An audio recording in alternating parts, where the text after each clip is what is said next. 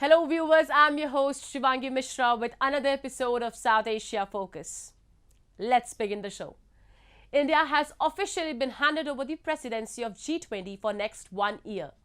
Leaders around the world are placing their hope in New Delhi, and many observers are expecting that now when India is at the chair of the G20 presidency, the protracted Russia-Ukraine war could see its final days.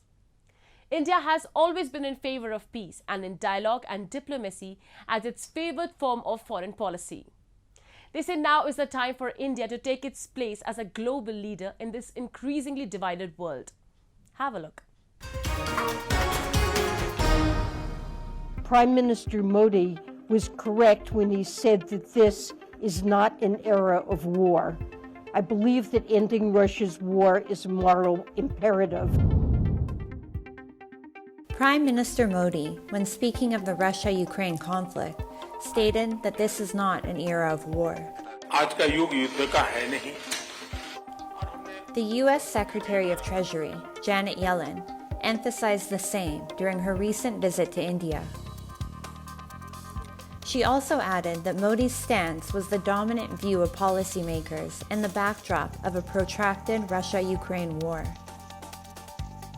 Earlier, the U.S. Secretary of State, Antony Blinken, and the UN General Secretary, Antonio Guterres, had also supported Prime Minister Narendra Modi's stance and his advice of peace to President Putin, and had urged both sides to cease all forms of aggression.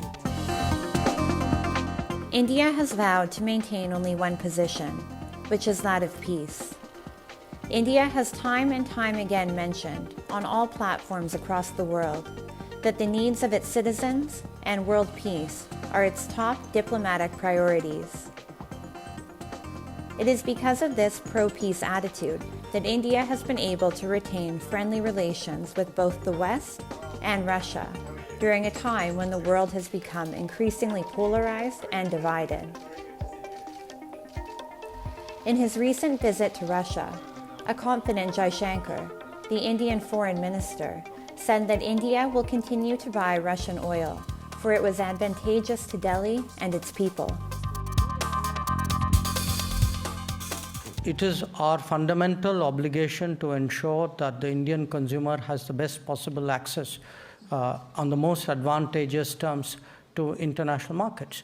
And in that respect, quite honestly, we have seen that the India-Russia relationship has worked to advantage. So if it works to my advantage, I would like to keep that going. Only days after Jaishankar's statement, in what could be called a major diplomatic Indian victory owing to its consistent pro-peace position, the U.S. Treasury Secretary said in an interview to Reuters that India could buy as much oil as it wanted from Russia, as long as it avoided using Western service providers that were bound by the G7 price caps, which keep oil prices low, but also squeeze Russian revenue from oil. The United States and its allies in the group of 7 nations continue to take steps to prevent Russia from profiting from their oil supply by putting a cap on prices. However, this would not apply to India. Observers say that India is in position to quickly rise to prominence as a significant geopolitical and economic force. From under 2% prior to the Russia-Ukraine war, Russia's proportion of India's oil imports increased to an all-time high of 23% in September. Russia clearly appreciates India for its economy-focused and its own citizen-first diplomacy. Посмотрим на Индию. Талантливый очень народ, целеустремленный, с таким с драйвом внутреннего развития. Он, конечно, добьется выдающихся результатов. Индия добьется выдающихся результатов в своем развитии. Сомнений никаких нет. И почти 1,5 миллиарда человек. Вот это потенциал. Still heavily embroiled in the protracted war, Russia has stated its intention to leave Kherson City, the only regional capital it has taken control of since the war began in February. While some speculate that withdrawal will only be a temporary break for both sides to recover and resume fighting, there are a few optimists that do not expect the fighting in the region to resume. Leaders around the world are placing their hope in New Delhi, and many observers expect that when India assumes the G20 presidency, the war could see its final days. India has consistently been in favor of peace and in dialogue and diplomacy as its favored form of foreign policy. Now is the time for India to take its place as a global leader in this increasingly divided world. Moving on, Sri Lankan economy is desperately waiting to emerge out of crisis.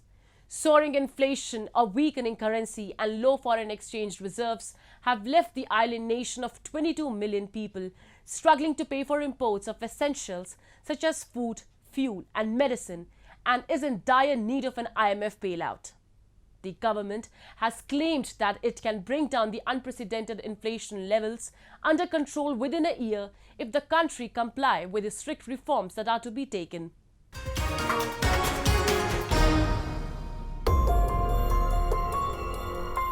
Sri Lanka has postponed a round of debt restructuring talks initially expected to be held this week to allow central bank and treasury officials to provide clarifications sought by the country's creditors. Sri Lanka needs to implement budget proposals and reform measures to help stabilize its economy and ensure it does not return to crisis, its central bank chief had said last week. Speaking at a news conference, Governor of the Central Bank of Sri Lanka, Nandalal Veerasinghe, had earlier said that getting financial assurances, completing the debt restructuring process, and getting the International Monetary Fund approval will be necessary. If you look at the budget for 2023, it doesn't talk about all these things. It's all about, with the confidence that the economy will be stabilized next year. So what are the next important structural reforms? What are the next important reforms that would prevent us falling back into this kind of a crisis? Soaring inflation, a weakening currency, and low foreign exchange reserves have left the island of 22 million people struggling to pay for imports of essentials such as food, fuel, and medicine, and in dire need of an IMF bailout. The country is required to restructure its economic fundamentals not just for its immediate future but for the long-term economic goals too. This is where debt restructuring was important, that we are asking our creditors to share part of the pain.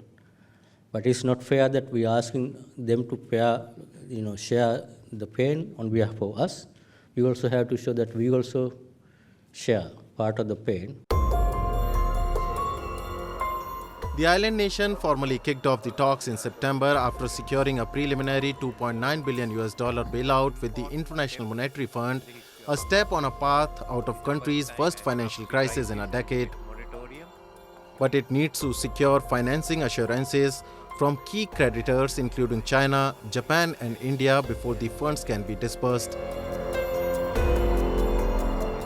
Last week, Treasury Secretary K.M. Mahinda Sirivardhana said that stabilizing the economy remained a challenge and the private sector must perform its role in aiding the government in pulling the economy out of crisis.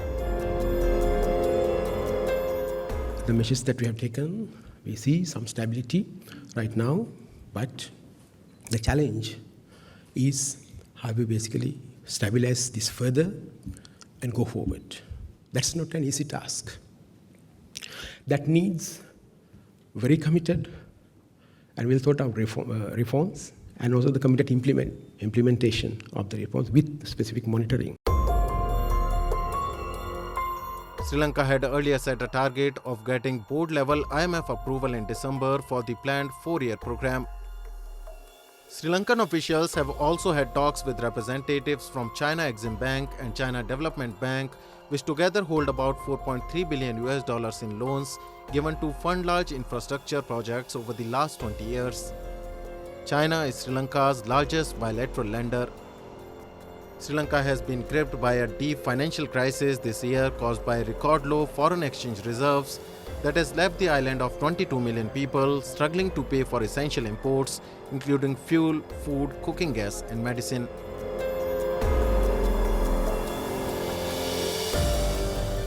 Moving on, Afghan refugees in Pakistan have been facing increasing hostility.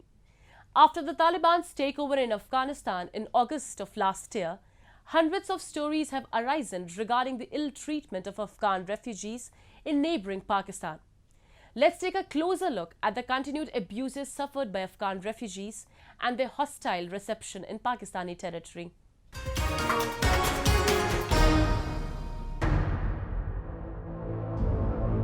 A viral video shows several Afghan refugees detained and tied with a rope in Pakistan's Karachi city. The detainees in the video were seen complaining that the police took away their cell phones and money. The shocking video was condemned by the world and was also criticized by the former Afghan president, Hamid Karzai. Karzai urged the government in Islamabad to treat Afghan refugees as per international laws and respect their human rights. In the backdrop of increasing hostility against Afghans, Karen Decker, the charge d'affaires of the U.S. mission to Afghanistan, also visited Pakistan as part of her listening tour to discuss the situation. Its attitude towards Afghanistan's refugees has also changed. They are becoming cruel, they are becoming arbitrary, to the extent that somebody like Hamid Karzai, who had actually connived in the coming of the Taliban for the second time back into Afghanistan, has been forced to raise this particular issue. Of the more than 6 million Afghans who were forcibly displaced from their homes by the end of 2021, 3.5 million were displaced within Afghanistan, while 2.6 million were hosted as refugees, making this one of the largest protracted refugee situations in the world. The vast majority of refugees from Afghanistan are living in Pakistan and Iran, which continue to host more than 1.3 million and 780,000 registered Afghan refugees respectively. However, in recent years, Pakistan has shifted its policy towards Afghan refugees. It has not only restricted refugees at borders, but has also forced Afghans in the country to leave. As per the Afghanistan Embassy in Pakistan, more than 1,250 Afghan refugees in Pakistan have been detained within the past 50 days. Most of the Pak-Afghan border, which one used to be able to cross with ease, is now fenced and is refusing Afghans attempting to cross over. Pakistan's recent actions have not only sparked anti-Pakistan sentiments among Afghans, but the relations between Islamabad and Kabul are quickly turning toxic. They have 1.3 million Afghan people in Pakistan today. Maybe 1,000 that are detained in terms of refugees, and this is based on President Karzai's statements, but there's a major population of Afghans there in Pakistan. I don't believe that they're treating every Afghan citizen bad, but I do think they are targeting specific populations of people who may have supported America in the West. As the situation in Afghanistan remains unpredictable and unstable, a large majority of Afghans who earlier fled are hesitant to return to their homeland. According to the World Bank, a sharp decline in public spending, lower household incomes, and a fall in demand for products has led to a vicious economic spiral in Afghanistan, which seems to get worse day by day. Global sanctions on the Taliban government have caused disruptions in the country's payment system, as crucial dollars previously earmarked for Afghanistan have been frozen. Constraints on supplies, which have further hampered private sector activities, force many businesses to close or scale down their operations. The plight of Afghan refugees seems everlasting, as they struggle for peace and stability, both at home and outside.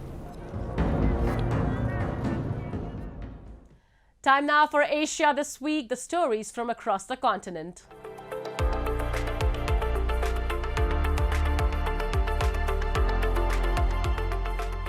South Korean and Saudi Arabian leaders pledged stronger ties this week in the fields of energy, defense industry and building projects as the oil-rich kingdom signed investment agreements worth $30 billion with South Korean companies. Prince Mohammed arrived in Seoul on Thursday from Bali, Indonesia, where he had participated in a conference of the Group of 20 or G20 major economies. Yoon hoped to see South Korean companies' participation in projects such as the NEOM Smart City project in Saudi Arabia and further cooperation in defense industry and future energy such as hydrogen, his office said in a statement. Prince Mohammed noted the role of South Korean businesses over the years in the development of Saudi Arabia's national infrastructure and wanted to see stronger cooperation with South Korea based on the trust built between the two countries.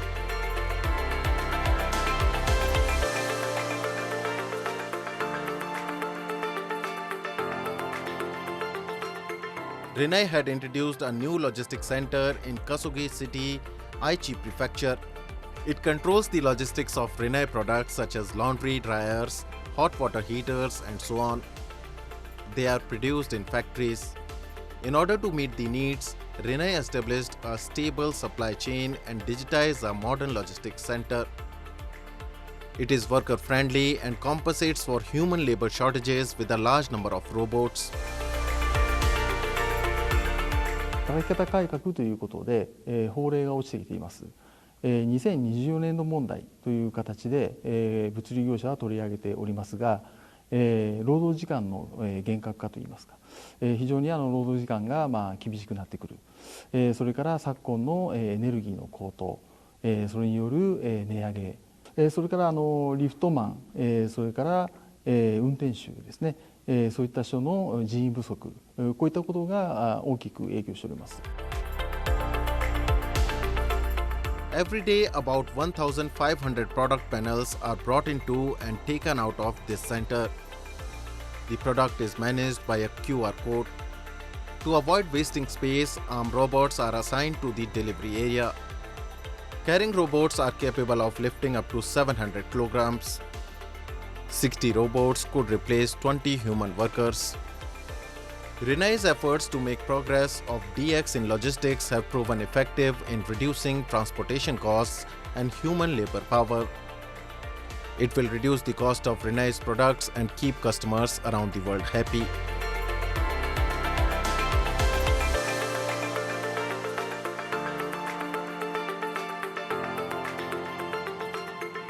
Yokohama City is enthusiastically promoting decarbonization and advocating zero carbon Yokohama.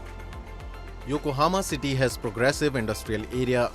It is gathering companies that have sympathy to the decarbonization policy of Yokohama City. Yoglena is the main constituent of Yokohama City's biofuel organization. It established a promotional plan to produce biojet fuel and biofuel for diesel engines from algae and abolish the use of cooking oil. Yoglena has already made abroad overseas developments. It will contribute to global decarbonization. 原料ですね、使用済みの天ぷら油ですとか、あとは緑虫から抽出された油脂、それを原料といたしまして、ジェット燃料と、あとは、軽油、ディーゼル燃料を作ってます。4つの工程、それぞれですけども、簡単に言うと、前処理と芳香族、アロマ分を作る工程と、あとは酸素を取り除く工程、最後は蒸留と、そういう4つの工程から、こちら生成されてます。3つ目の脱酸素の工程を経ることによって、こういった黄色の透明な油に変わりまして、沸点の差を利用して、蒸留かけるんですけども、ジェット燃料成分と、軽油の成分を取り出したものがこちらになります。Asia Smart City Conference, an international conference for smart cities, was hosted by Yokohama City. At the conference, Yokohama City introduced the efforts of decarbonization and SDGs through cooperation between the city and companies. Foreign inspectors visit companies directly to inspect various technologies, and it is an opportunity for companies to expand their technology overseas. Yokohama City is biggest city in Japan. Its administrative activity to direct future industry will affect other local governments and the Japanese government.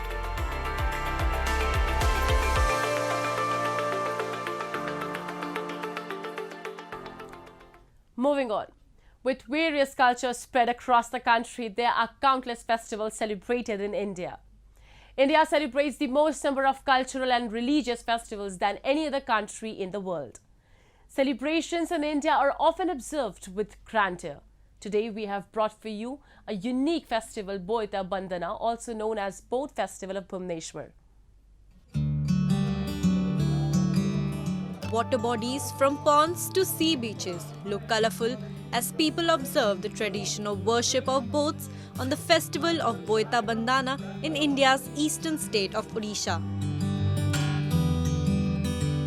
Braving the winter morning chill, hundreds of people throng the rivers and other water bodies to celebrate Boita Bandhana, a ritual that recalls the state's great maritime tradition. The festival is a commemoration of the maritime glory of Odisha and is observed every year on Kartik Purnima. Men, women and children celebrate the festival by setting afloat miniature boats to mark the occasion. People come near water bodies to set afloat boats traditionally made up of banana stems and banyan leaves, and in urban areas it's made of paper. The festival marks end of the holy month of Kartik, witnessing people of all ages sailing miniature boats adorned with incense sticks, earthen lamps, flowers, fruits and coins into the water. हम जो छोटा एक नौका का एक model बनाते हैं, उसमें हम जनरली जो कदली बनाना ट्री जो होता है, इसका जो पार्ट होता है इसमें बनाते हैं और इसमें पान रखा जाता है, फूल दिया जाता है, दिया जाता है, भोग दिया जाता है. Several people visited Bindu Sagar Lake and floated tiny boats and offered puja at Lingaraj temple. They also placed lit diyas and kept betel leaves and nuts on the miniature boats. Even though Kartik Purnima is celebrated in many other states, the tradition of floating of miniature boats is unique to Odisha. These boats are floated along with lighted lamps, betel leaves, flowers, milk, cracker fruits and coins to mark a 1,000-years-old boat festival. It is believed that our ancestors used to take boats to Indonesia to bring items for the state. Along with it, people also perform religious rituals to take a holy dip. पहले ज़माने में क्या होता था कि हमारे 7 भाइयाँ रहते थे जो कि बिजनेस पर्पस के लिए ईस्ट एशिया की जैसे इंडोनेशिया हो और भी जो बहुत जगह हैं बिजनेस पर्पस के लिए जाते थे. Last 5 days of the auspicious month of Kartik are called Panchuka, of which the last day is known as Kartik Purnima. It is considered a significant day to celebrate the maritime glory of Odisha. Many devotees also believe that tradition is meant to offer prayers to their ancestors and seek their blessings. States across the country host numerous achievements. With that, we come to the end of this week's episode. See you next week. Goodbye and take care.